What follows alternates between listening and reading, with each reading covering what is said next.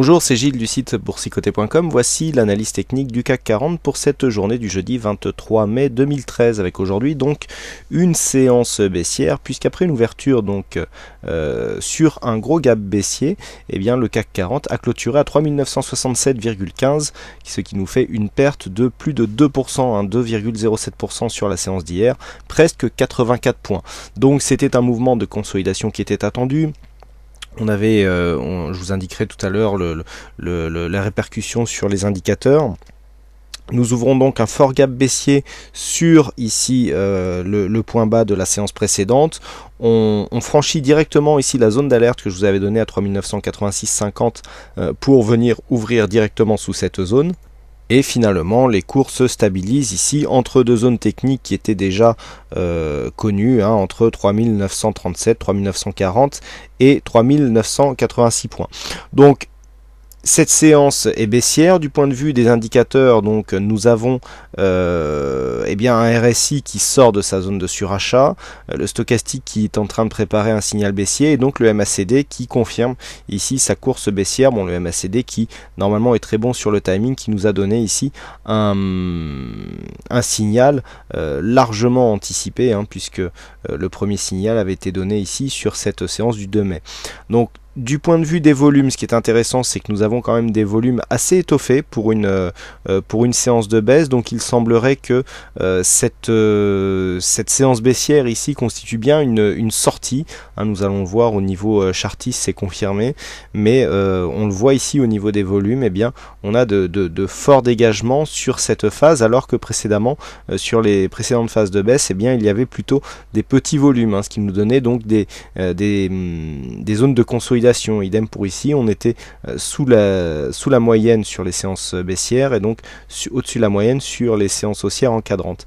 Donc là, on revient avec des volumes qui sont supérieurs à la moyenne sur cette séance baissière, ce qui confirme la sortie de tendance que nous avons aujourd'hui, avec une volatilité qui reste, elle, dans la moyenne. Donc d'un point de vue chartiste, alors c'est assez simple, on avait ici cette zone de support qui soulignait bien ici la tendance en cours, et puis patatras, le QE va peut-être s'arrêter, donc tout le monde a peur, tout le monde prend son argent. Alors on a ici un gros mouvement baissier qui n'a pas été finalement si fortement relayé que ça. On est bien resté ici sur des zones techniques qui étaient assez intéressantes.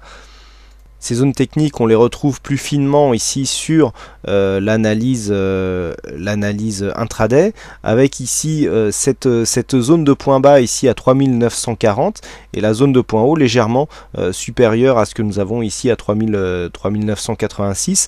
Mais d'un point de vue chartiste ici, on est resté. Alors, au début, on aurait pu penser à un sell-off, mais finalement, on a eu quelque chose de très technique, avec ici des cours qui sont descendus. On est venu ici tester un 23,6 que je vais développer sur l'analyse du cash. Contact avec la moyenne mobile 20 exponentielle. On retourne ici sur une zone de point bas, contact avec la bolle inférieure. Donc on s'attend à ce que le signal soit bon. Et puis invalidation, puisqu'après ici un contact sur la moyenne mobile supérieure. On revient donc sur la moyenne mobile exponentielle qui nous permet de sortir sur malgré tout sur un gain avant un début de retournement, en tout cas court terme.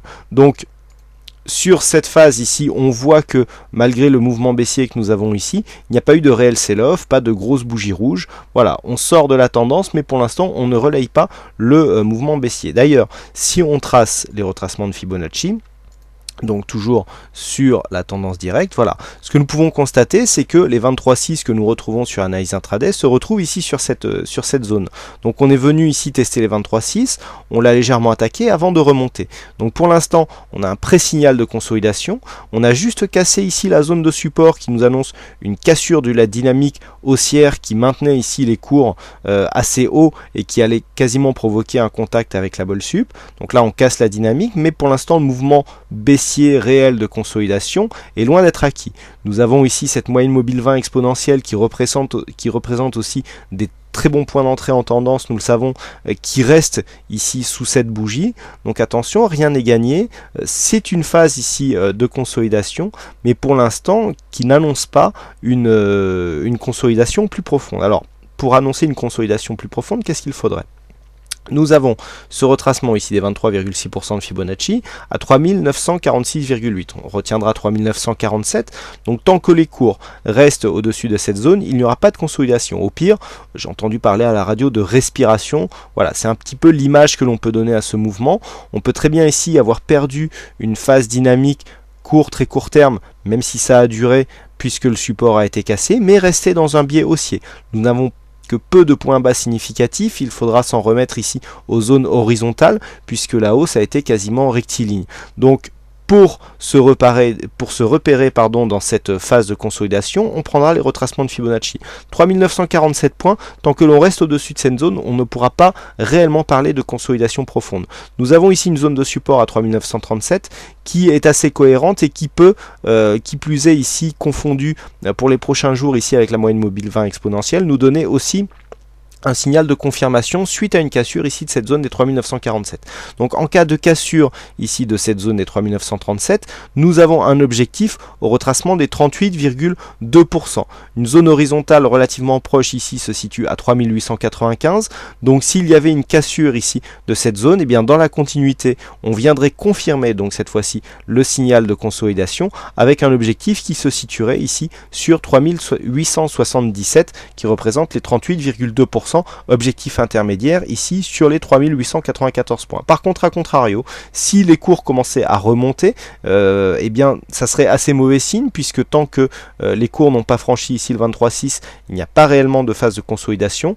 On aurait déjà une première information qui serait donnée sur le comblement du gap. Ici, si le comblement du gap marquer un point de retournement, à savoir ici une inflexion des cours sous 4010 points, 4010 points étant le plus bas d'hier, on est à 4009,26, eh bien il y aurait confirmation du fait que ici après ce comblement, eh bien nous pourrions avoir une cassure donc et une poursuite du mouvement baissier.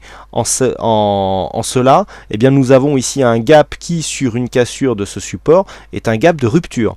Le gap de rupture, s'il est confirmé, peut effectivement impulser un mouvement très dynamique. Par contre, si le comblement de ce gap ne produit aucune réaction, et bien dans ce cas-là, il y aurait possibilité de retour sur les précédents points hauts qui se situent actuellement à 4058,7 points.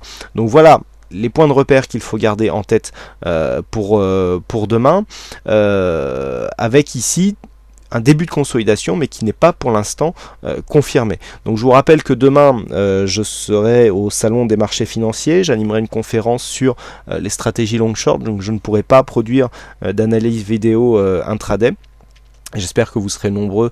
Je sais que les places, il n'y a plus de place pour cette conférence. Toutes les places disponibles ont déjà été attribuées. J'espère que je vous rencontrerai nombreux donc lors de cet événement. Mais on se retrouvera donc dès le soir pour les analyses techniques vidéo habituelles, avec notamment une analyse en vue hebdomadaire de ce mouvement. Voilà. Donc aujourd'hui c'est F-Show qui a gagné au jeu du fixing, donc bravo à lui. Et puis quant à moi, il ne me reste plus qu'à vous souhaiter à toutes et à tous une bonne soirée, bonne chance dans vos prochains trades, et donc on se donne rendez-vous dès demain pour de prochaines analyses vidéo, ou pour les autres, eh bien en physique si j'ose dire, si vous participez à cette conférence. Voilà, bonne soirée à tous, à demain, et bonne chance dans vos trades.